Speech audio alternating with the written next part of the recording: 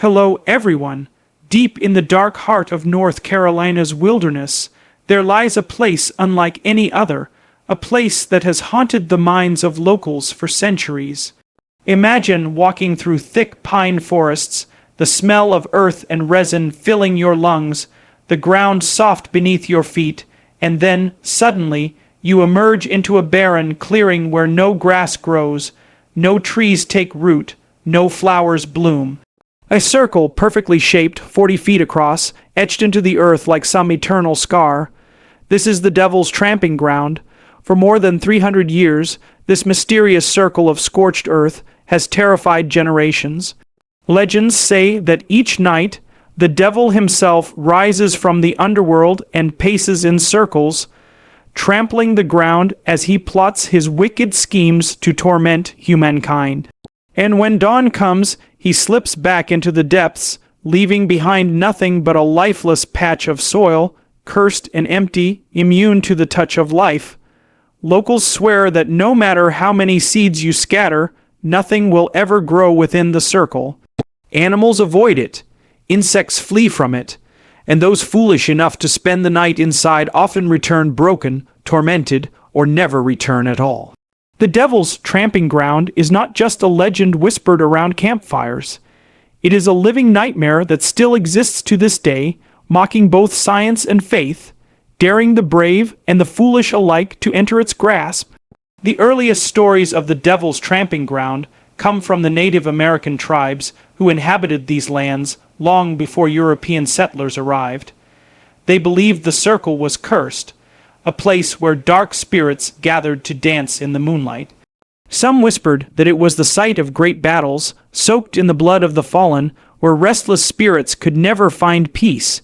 When the first settlers discovered the strange barren patch, they were warned by the tribes to avoid it at all costs. But curiosity, as always, overcame fear. Settlers camped there, seeking to prove it was nothing but superstition. Some fled in terror by morning, claiming that unseen voices had whispered to them all night, calling their names, urging them deeper into the woods. Others swore they felt an oppressive weight pressing on their chests, as if the very air wanted to suffocate them, and there were those who were never seen again, swallowed by the circle's hunger. As time passed, the legend grew. Farmers tried to plow the soil, hoping to use the clearing for crops, but the earth yielded nothing. Grass and weeds sprouted around the circle, but inside remained barren, scorched, as if fire had licked the ground eternally. Even today, scientists have tested the soil, baffled that nothing grows. The minerals are normal, the composition natural, yet the earth refuses life. But what terrifies people most are not the lifeless plants. It is the things that happen to those who dare to enter. Countless stories circulate about campers who challenge the curse. Teenagers, daring each other on drunken nights, bring tents and supplies into the circle. They laugh, they mock, they wait. But sometime during the night, something changes. The air grows heavier, the forest grows unnaturally quiet, and the sound of footsteps, measured, steady, pacing, circles them. Some say red glowing eyes appear in the tree line, watching, waiting. By morning, these brave campers often wake outside the circle, their belongings scattered, dragged by unseen hands beyond the boundary. They swear they never moved, that something carried them out. One man reported that while he slept, he felt his body being dragged, yet when he awoke, there were no marks, no footprints, only the feeling of terror lodged deep in his chest. Others claim to hear screams echoing through the woods, screams of people long dead, trapped within the circle's curse. And there are those who do not return at all. Local sheriffs whisper of missing person reports. Men and women who went camping in the tramping ground, never seen again, their belongings abandoned, their fates unknown. The legend says that every night, at midnight, the devil himself appears in that circle. He paces over and over, stamping his hoofed feet into the soil, leaving behind scorched earth that will never heal. He plots his plans for humanity's downfall, whispering to the shadows, summoning darkness, laughing at the fragility of man. People who have dared to watch from the tree line swear they've seen a dark figure moving within, a shape blacker than night itself, circling endlessly, burning with hatred. Some have reported the smell of sulfur, the stench of brimstone, choking their lungs as they fled. Others found strange symbols burned into the soil, marks that looked like claw scratches or sigils unknown to man. Skeptics say it's nothing but superstition, but even they refuse to step inside the circle when night falls. Fear, after all, has its own power. In modern times, paranormal investigators have descended upon the devil's tramping ground, armed with cameras, recorders, and scientific equipment. They laugh at first, scoffing at the old stories, but when midnight comes, their laughter dies.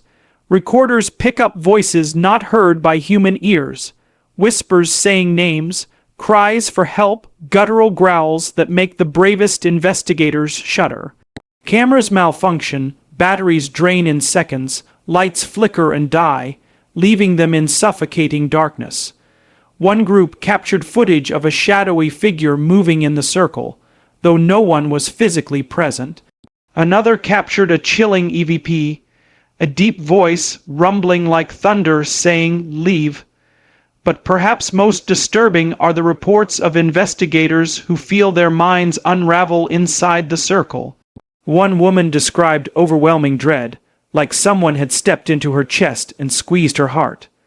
Another man claimed he lost hours of time, blacking out only to awaken outside the circle with his shoes still smoldering, as if they had walked through fire. To this day, no investigator has been able to explain why the ground remains barren, why electronics fail, why so many experience the same horrifying phenomena. Legends say that if you place an object in the circle at night, by morning it will be thrown out, as if rejected by some unseen force. People have tried leaving chairs, bags, even heavy logs, only to find them tossed beyond the boundary, sometimes yards away. One story tells of a man who mocked the legend and placed a Bible in the center. By morning, the Bible was gone, never found again. Locals shook their heads and warned him never to return. He didn't. They say he fell ill weeks later and died without explanation, as though the circle claimed him in its own time. The forest surrounding the devil's tramping ground holds its own unease. Animals avoid the area. Hunters tell of deer bolting away from the circle, refusing to cross.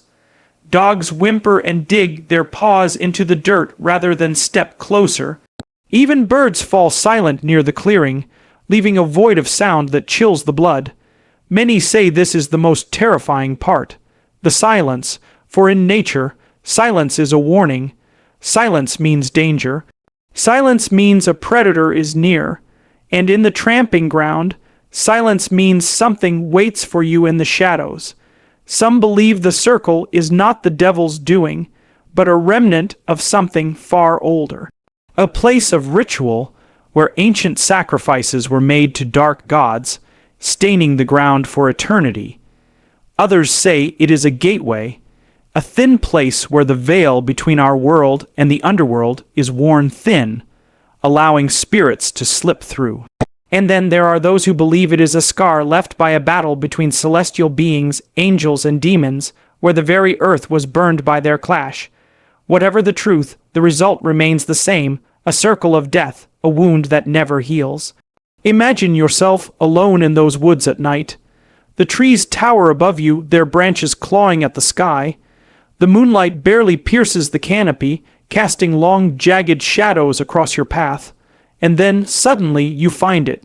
A circle, bare, empty, glowing faintly under the pale moon. The air feels heavier here, pressing against your chest, urging you to turn back. But curiosity holds you. You step inside. The ground is hard, dry, lifeless beneath your feet. The silence is deafening. Then you hear it footsteps, slow, measured, pacing, not yours. They circle you, closer and closer, though nothing is there. You whisper to yourself it's just your imagination, but your breath grows shallow, your skin cold, your heart pounding. Then a voice low and guttural speaks your name from behind you. You turn, but the circle is empty. The trees stand still. The night swallows your scream. You are no longer alone. You never were. For centuries, people have tried to deny the devil's tramping ground, to laugh it off as a legend, a trick of the mind, but legends endure for a reason. Too many have witnessed, too many have vanished, too many have returned broken. The circle remains untouched by time, resisting explanation, waiting for the next soul brave, or foolish, enough to enter. And perhaps that is the greatest terror of all, not knowing whether the devil truly walks here, or whether something far worse lurks in the shadows, hungry for those who cross its boundary. And so, the devil's tramping ground stands eternal, a scar upon the earth, a place where fear becomes reality, and where the darkness holds dominion. If you ever find yourself in the forests of North Carolina, and you stumble upon a barren circle where no grass grows, where silence suffocates, and where the night feels alien, ask yourself, will you step inside, or will you turn back before the shadows claim you forever? Thank you for watching Shdows Secrit. Don't forget to like, share, and subscribe for more terrifying stories from the shadows.